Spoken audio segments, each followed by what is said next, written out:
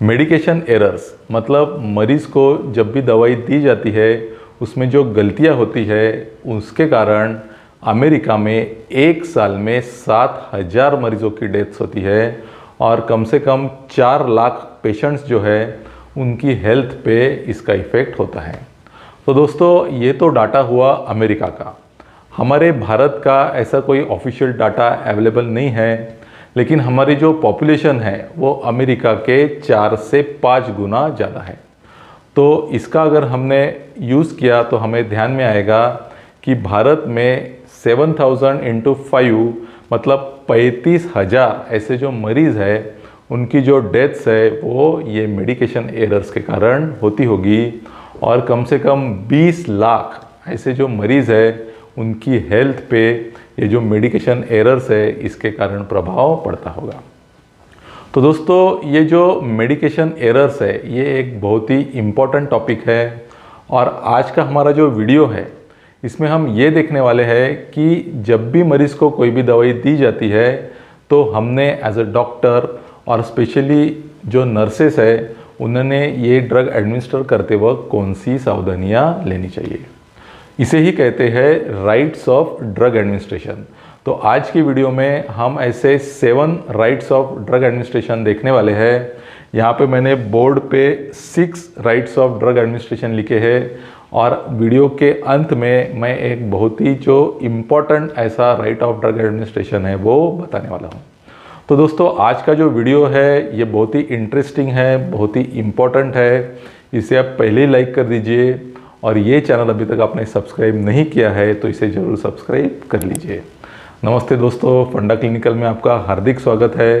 मैं हूं डॉक्टर सौरभ और चलिए आज का टॉपिक हम शुरू करते हैं।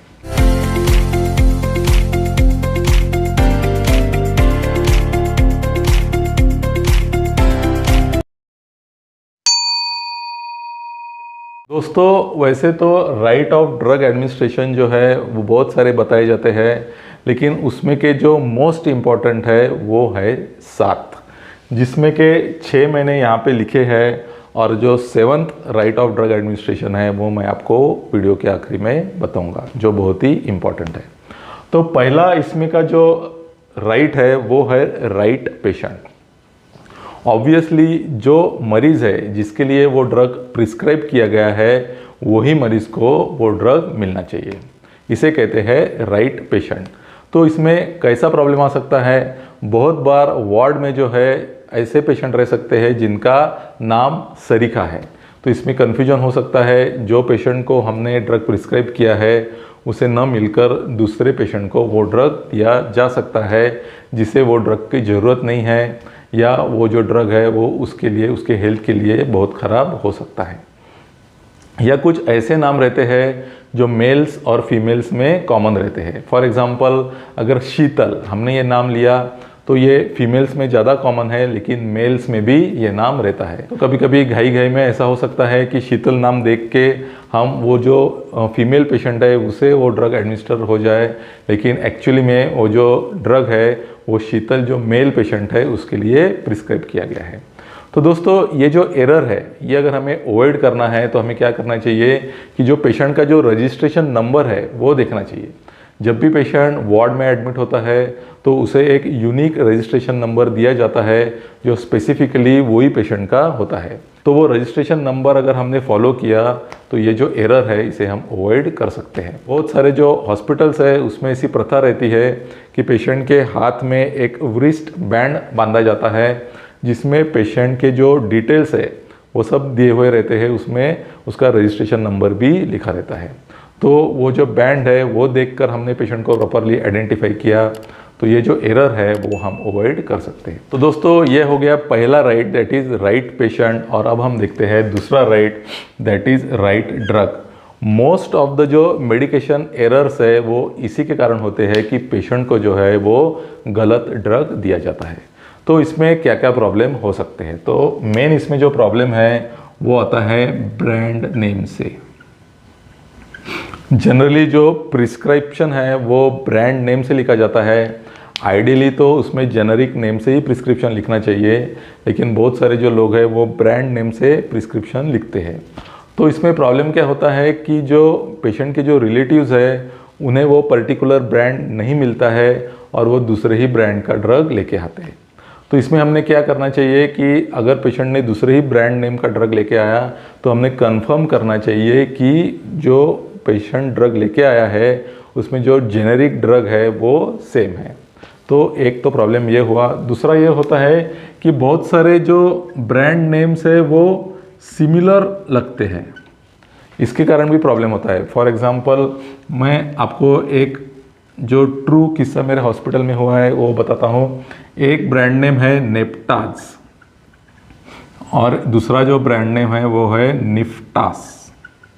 तो नेप्टाज जो है इसमें एक हार्ट से रिलेटेड ड्रग है जिसे कैसे कहते हैं वाल्सार्टन, और जो निफ्टाज है उसमें एक एंटीबायोटिक रहता है जो है नाइट्रोफ्यूरॉन्टाइन।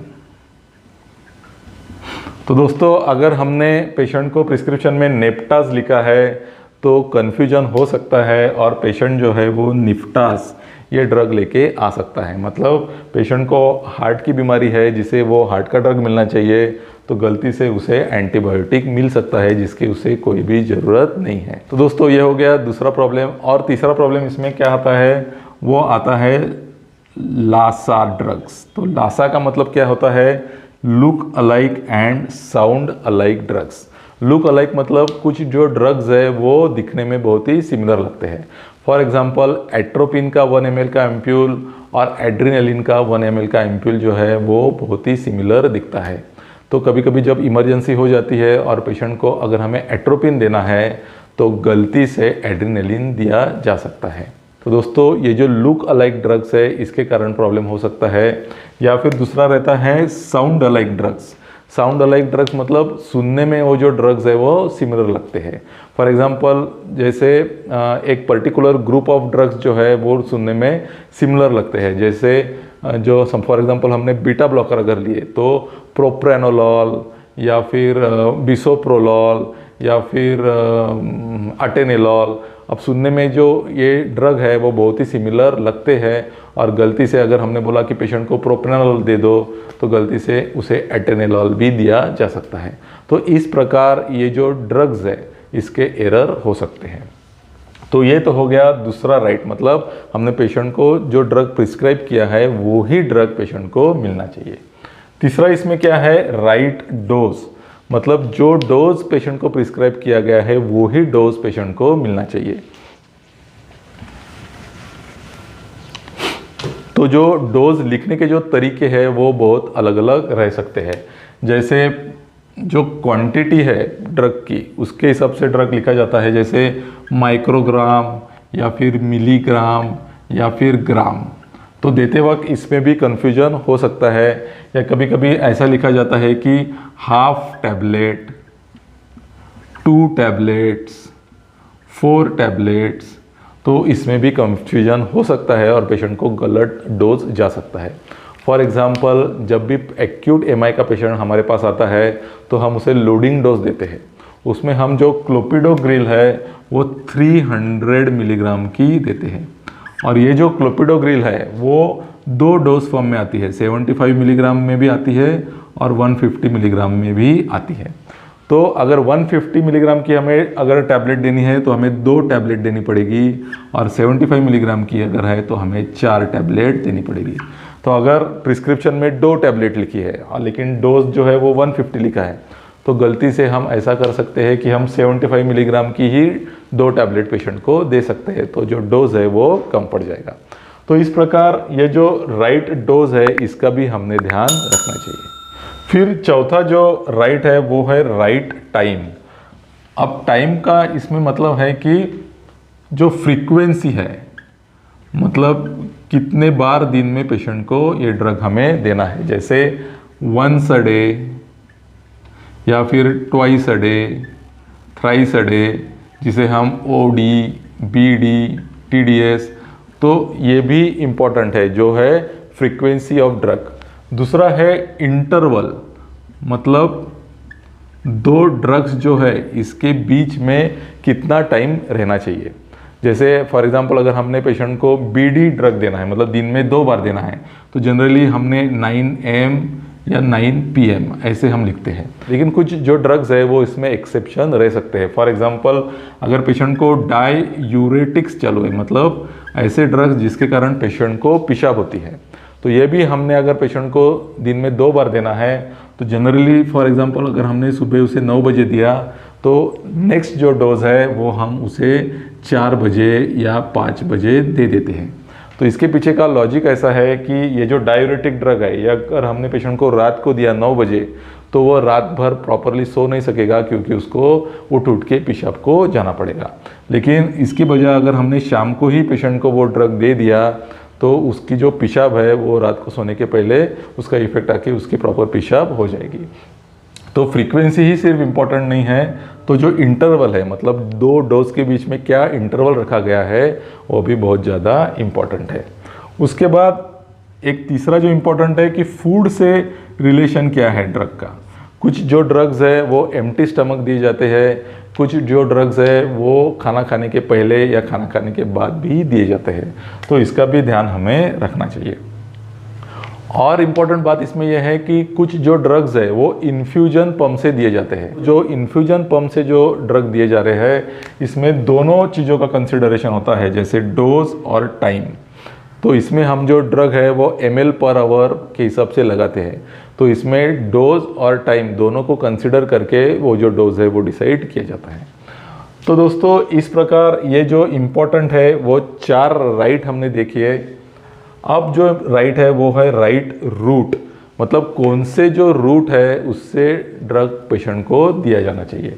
कुछ जो ड्रग्स हैं वो दोनों रूट से दिए जाते हैं, लेकिन कभी कभी फास्ट एक्शन आने के लिए स्पेसिफिकली IV वो ड्रग देना पड़ता है। तो ये भी हमने ध्यान रखना चाहिए कि पेशेंट को कौन से रूट से वो जो ड्रग है वो देना चाहिए।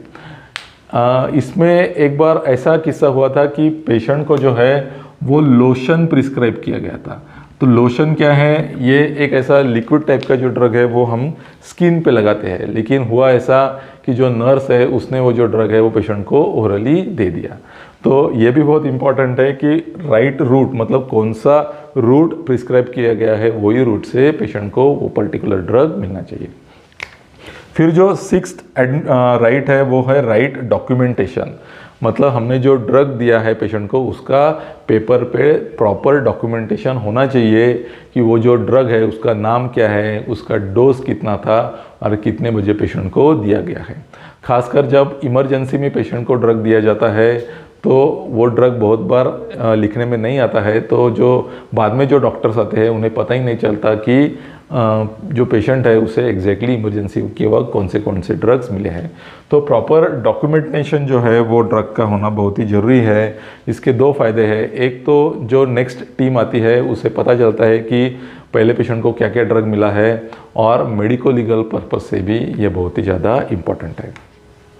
तो दोस्तों ये तो हो गए 6 important rights of drug administration. और अब मैं जो आपको एक राइट बताने वाला हूँ वो है राइट इंडिकेशन।